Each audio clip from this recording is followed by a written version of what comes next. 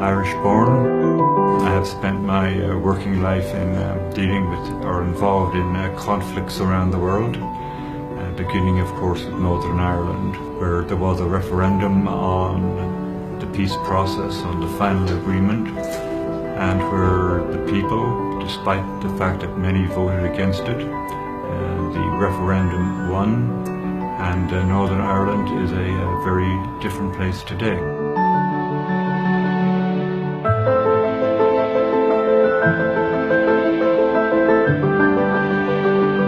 In South Africa, of course, was to end apartheid. When I go to South Africa, I see a government that is now multiracial.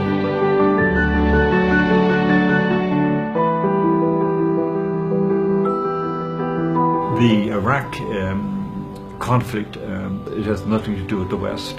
It has to do with the religious differences between Shia and Sunni.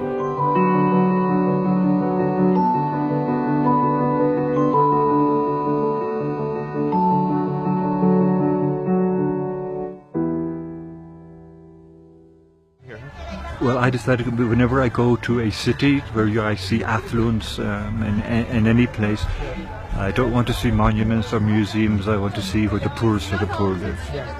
Because that to me is an indicator of how that society is taking care of its most vulnerable people.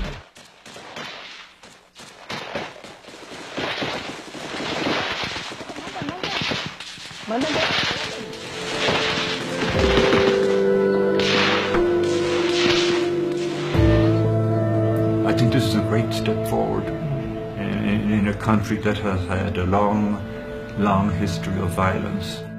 When you look at a process of reconciliation, I would beg you to look upon it in an inclusive way. Society that is non-violent in terms of an opponent is far better than a society that is war. There are different parties, but they have different interpretations of it, kind of causes some confusion.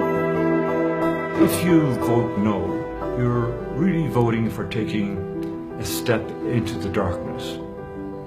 And you don't know where that darkness will lead you to. Do you start a war again? Do you try to renegotiate?